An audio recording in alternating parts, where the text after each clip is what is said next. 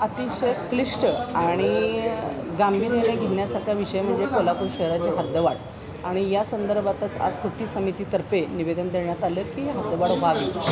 माझी स्वतःची अशी धारणा आहे की जर कोल्हापूर शहराची हद्दवाढ झाली तर आपल्याला आपली महानगरपालिका चांगल्या वर्गामध्ये रूपांतरित होईल आणि मग जो विकास आपण म्हणतो त्याच्यासाठीचा लागणारा फंड जो आहे, निधी जो आहे तो आपल्याला चांगल्या पद्धतीनं मिळेल असं मला वाटतं.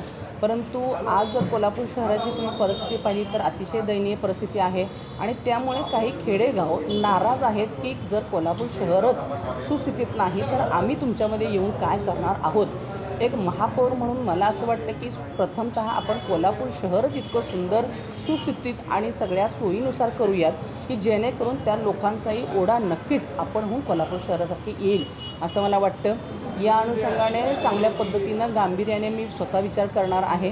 गेले अनेक वर्षाचा प्रलंबित प्रश्न निकालात कसा निघेल माझ्या या कालावधीमध्ये याचा माझा नक्कीच प्रयत्न असेल आणि त्याचीच एक पुढची पायरी म्हणून फक्त बोलावं कमी आणि करून दाखवावं या अनुषंगाने त्याच्यामध्ये लागणारा प्रत्येक गोष्टीचा पाया भरण्याचं काम येणाऱ्या नजदीकच्या काळामध्ये मी वरिष्ठ नेत्यांशी भेटून मग त्याच्यामध्ये पालकमंत्री असतील किंवा आदरणीय चंद्रकांत दादा असतील, खासदार साहेब असतील, धनंजय माडिक सर असतील या सगळ्यांशी बोलून आणि मग त्याच पद्धतीने एक चांगल्या पद्धतीचा कामाचा रिझल्ट मिळावा यासाठी आदरणीय देवेंद्रजी फडणवीस साहेब यांच्याशी सुद्धा मी मीटिंग करून देण्याचा माझा मानस आहे. बरेच दिवसापासून मी सुद्धा या कमिटीमध्ये काम करत असल्यामुळे मी एक पुढची प्रगती म्हणून अगोदर त्या खेड्यातील लोकांशी बोलावं या अनुषंगाने माझी चर्चा सुरू होती आणि त्याच अनुषंगाने आज बालिंगेचे काही लोकंसुद्धा यामध्ये आपल्याला यश मिळालेलं आहे की त्यांनी तुम्ही महापौर आता झाला आहात तर आम्हाला आशेचा किरण आहे अशा पद्धतीचे आभार त्यांनी मानून आपल्या कोल्हापूर शहरामध्ये येण्याचा सुद्धा मला त्यांनी शब्द दिलेला आहे. तुम्ही जर पाहिलं असेल तर मी आता सभेतसुद्धा हेच म्हणत होतो की आपण खूप वेळा ह्याच्यावरती चर्चा केलेली आहे.